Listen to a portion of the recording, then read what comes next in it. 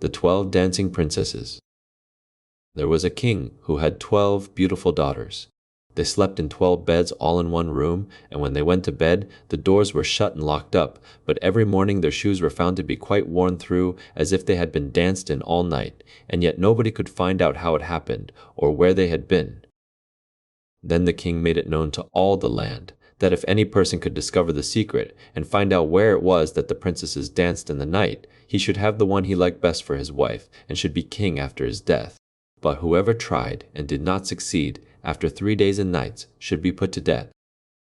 A king's son soon came. He was well entertained, and in the evening was taken to the chamber next to the one where the princesses lay in their 12 beds. There he was to sit and watch where they went to dance, and, in order that nothing might pass without his hearing it, the door of his chamber was left open. But the king's son soon fell asleep, and when he awoke in the morning he found that the princesses had all been dancing, for the soles of their shoes were full of holes. The same thing happened the second and third night, so the king ordered his head to be cut off.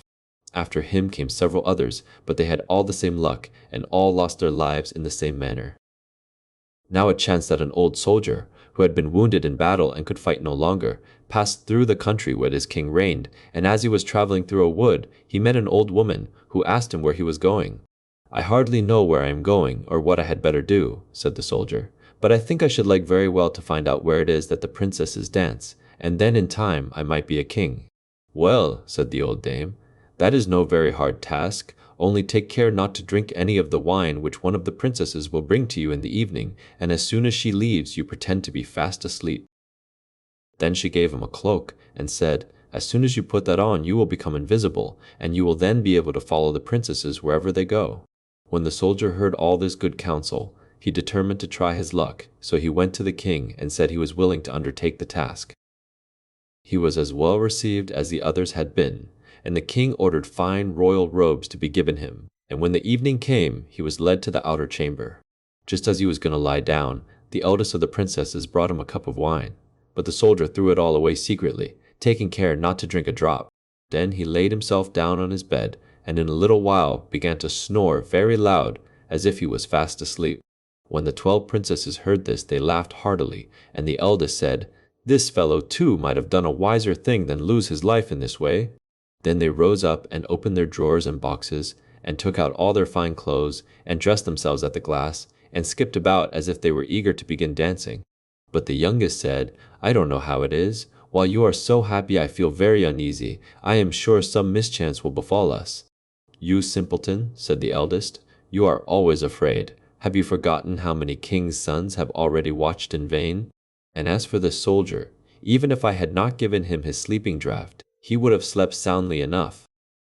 When they were all ready, they went and looked at the soldier, but he snored on and did not stir hand or foot, so they thought they were quite safe. And the eldest went up to her own bed and clapped her hands, and the bed sank into the floor, and a trap-door flew open. The soldier saw them going down through the trap-door one after another, the eldest leading the way, and thinking he had no time to lose, he jumped up, put on the cloak which the old woman had given him, and followed them. But in the middle of the stairs he trod on the gown of the youngest princess, and she cried out to her sisters, "All is not right! Someone took hold of my gown!" "You silly creature," said the eldest, "it is nothing but a nail in the wall. Pull ba." Then down they all went, and at the bottom they found themselves in a most delightful grove of trees, and the leaves were all of silver, and glittered and sparkled beautifully. The soldier wished to take away some token of the place, so he broke off a little branch, and there came a loud noise from the tree.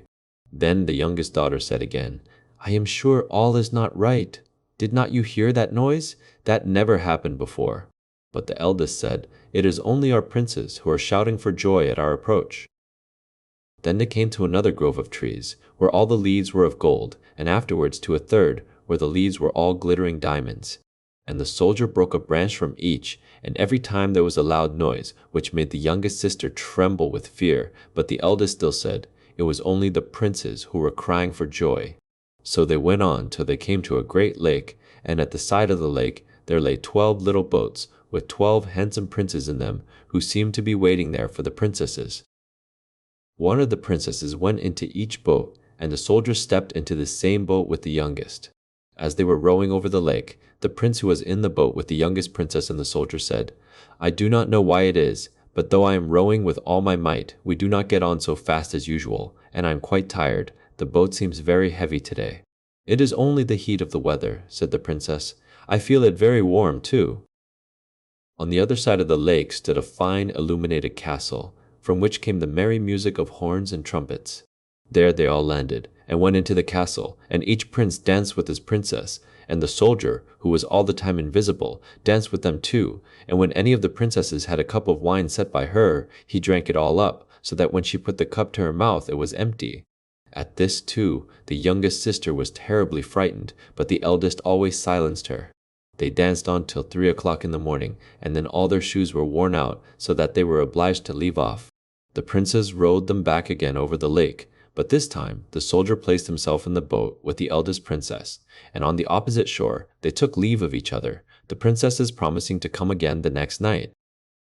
When they came to the stairs, the soldier ran on before the princesses and laid himself down, and as the 12 sisters slowly came up very much tired, they heard him snoring in his bed, so they said, "Now all is quite safe."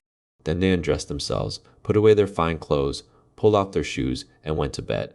In the morning, the soldier said nothing about what had happened, but determined to see more of this strange adventure, and went again the second and third night, and everything happened just as before. The princesses danced each time till their shoes were worn to pieces, and then returned home. However, on the third night, the soldier carried away one of the golden cups as a token of where he had been.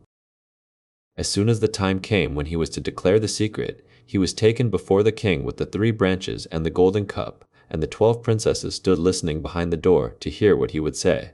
And when the king asked him, "Where do my 12 daughters dance at night?" he answered, "With 12 princes in a castle underground." And then he told the king all that had happened, and showed him the 3 branches and the golden cup which he had brought with him. Then the king called for the princesses, and asked them whether what the soldier said was true, and when they saw that they were discovered, and that it was of no use to deny what had happened, they confessed it all. And the king asked the soldier which of them he would choose for his wife, and he answered, "I am not very young, so I will have the eldest." And they were married that very day, and the soldier was chosen to be the king's heir.